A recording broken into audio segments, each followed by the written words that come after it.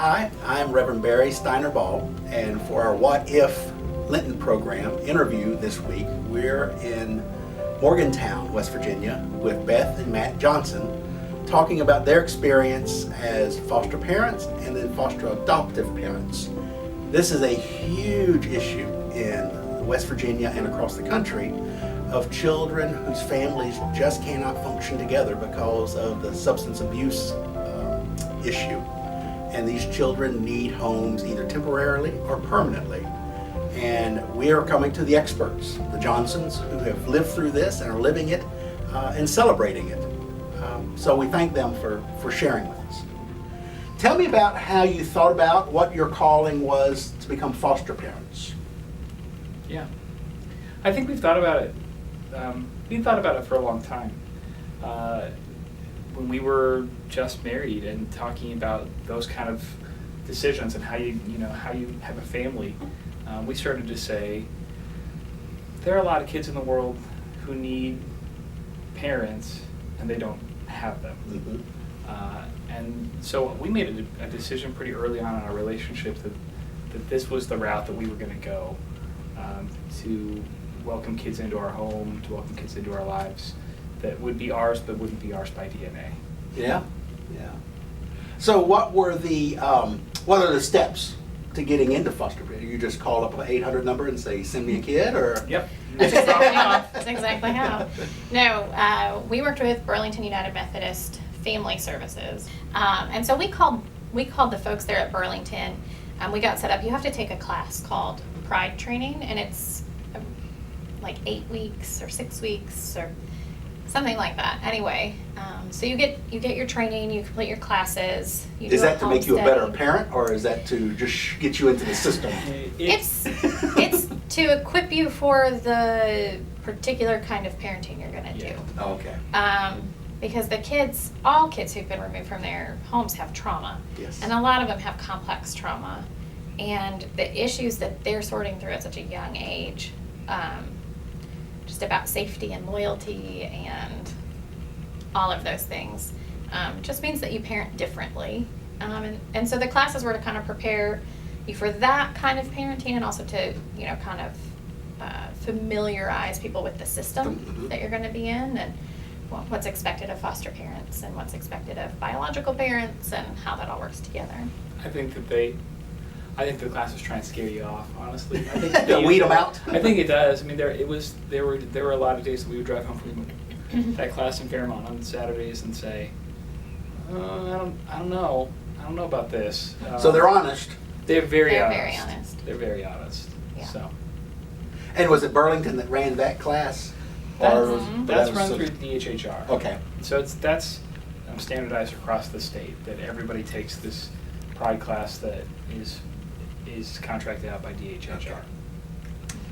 So we did our classes and then decided we were going to work with Burlington, and so we started to develop papers and more papers. So many. Did you kill a lot of trees? So many trees. Big packets of papers. And what type of stuff are they wanting to know about your family history or? Everything. Yep. Everything. And it's called a home study, but they ask about your favorite childhood memories. They ask about a painful childhood memory. They ask about how you were disciplined growing up as a kid, like what kind of discipline you think you would use. I mean, they fill out the papers, but then they spend. Our home study coordinator visited us 3 times, I think, and spent at least 2 hours per visit. Wow. Sitting, talking, interviewing, asking us questions, Was it, in the long run, I would think it'd be helpful for you as a couple to, you really look at yourself and your background and probably learn some interesting things about him. Yes, exactly. Exactly. And it wasn't really a painful process. It's just time. Time. And you have to be open with your stuff and your woundedness, and you have to be open with your home, because they're going to look in your basement and they're going to look at your hot water heater and they're going to look, they need to make sure that they're going to look at your medicine cabinet. They're going to make sure that your paint is stored in the proper place, and you have the right number of smoke detectors, and the whole bit. Like it's a pretty intense process. Well, now, do you have to be perfect to be a foster parent? No. Well, we are, But but you don't other have folks. to be. No, of course not. I think a lot of people, it's a scary thing, right? Mhm. I think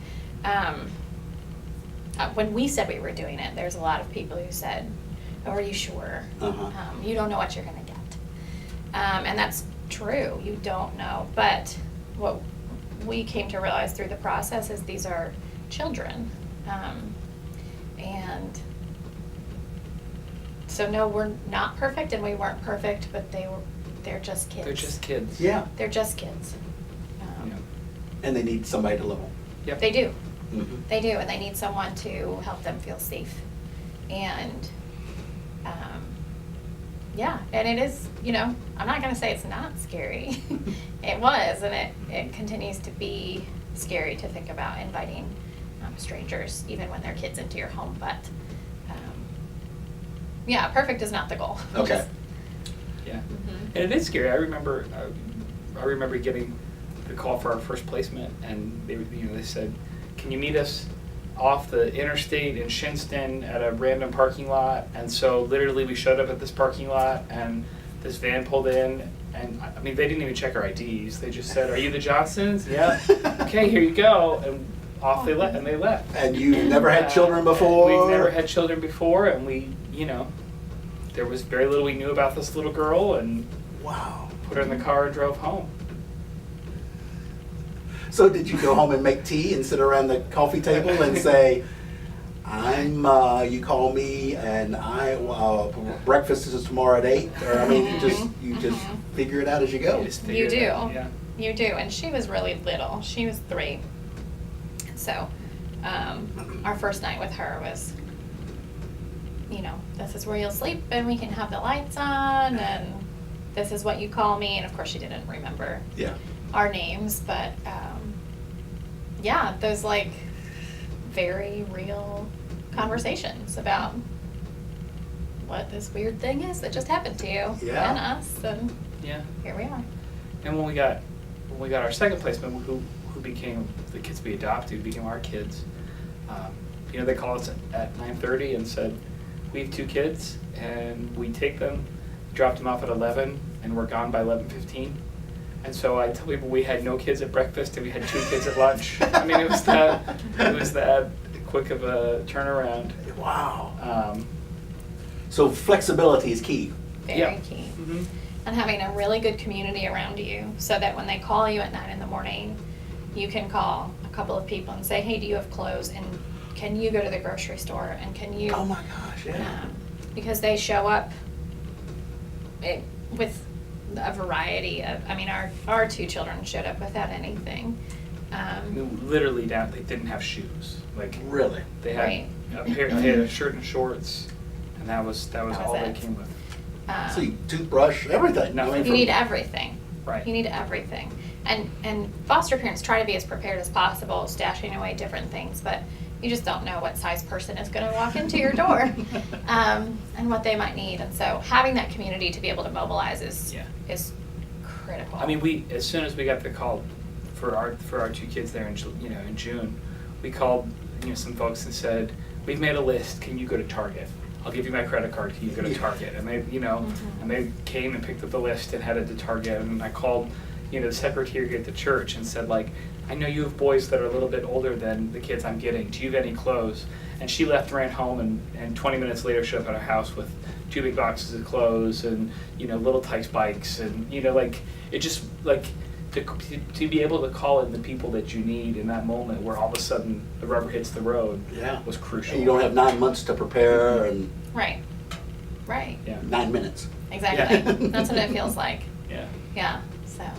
Yeah. It's terrifying, but it is also it's a real adrenaline rush. I mean, if you're an adrenaline junkie, this is for you.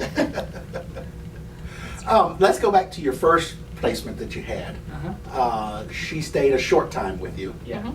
and then you had to give her back. She went back. Yeah. That has got to be hard. Mm-hmm. It was. It was. I mean, we dropped her off with a social worker couple weeks, just for a couple weeks. She was with us a couple weeks, and just after a couple weeks, we dropped her off with the social worker, and we drove away. We cried. I mean, it was not easy. It was not easy. And they gave us a couple weeks, or we took a couple weeks before we took another placement, just to kind of get your head back on. And then when our kids came to us, we started to kind of walk through that process. It became harder and harder. So you hit that point where they've lived with you 3 months and 4 months, and their future's still up in the air. You just didn't know what to do. Yeah. There's this heartbreaking moment that I will never forget, and it was on Christmas Day. Our kids came to us in July, and so on Christmas, that's all. They didn't have the first Christmas. We had this big Christmas, and we'd open presents, and my parents were there, and we were having a really good time. And Kylie looked at me and said, she just paused, and she looked at us and said, "Will I live with you next Christmas?" Oh my gosh. And we just looked at her and said, I hope so. I don't know. Yeah. Try to be as honest with her as you can. She's 4. I don't know. I will never forget that. So what is the process, and personally, how do you know that these are the 2 kids who are perfect for you? And what's the timeline of adoption? Yeah, so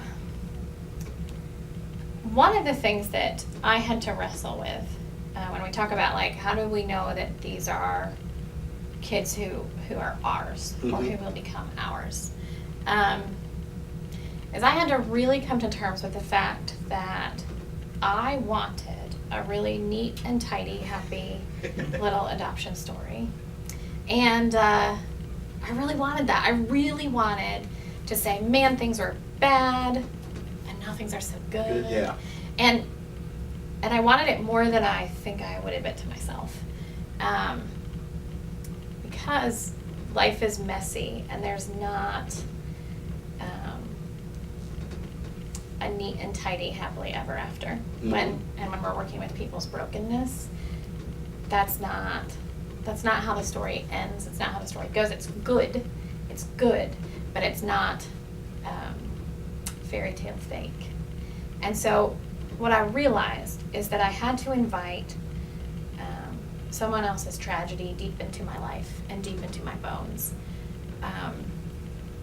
And so the question became less about, are these the perfect kids for us, but am I willing to absorb your suffering? And am I willing to hold that? And am I willing to wrestle with that our family story starts in tragedy, and we'll walk that together. Yeah. And once you start to do that, it just becomes hard to walk away from people. And just really wrestling with like my motivations as a parent, and this child might need things differently than what I would have expected. Their personality might be different than what I would have expected. But I would hate to miss out on the beauty of the redemption story that's being written, and I would hate to miss out on just the beauty of these ordinary moments with these remarkable kids, because I was worried about, are they the right or are they the perfect? And so I think you just love people and hold grief for people, and then you just are bound together in a sacred way. And I think that's how you know. Yeah. And it's not to say that it's not hard. I mean, that was a hard fought place to get. And there were nights where we would sit on the couch. I mean, after a day of difficulty, we'd sit on the couch, and one of us would say, "Can we do this?" Yeah. And it was the grace of God that there was never a night that we both said no. One of you stood strong. One of us was always able to say, "No, we can do this. We can do this. We can do this." And it was we both took our turns. But it was hard fought. It was a hard fought experience. It was a hard fought connection, but it's well worth it. Yeah. Yeah. So for us, I mean, I'll just tell you how it worked for us.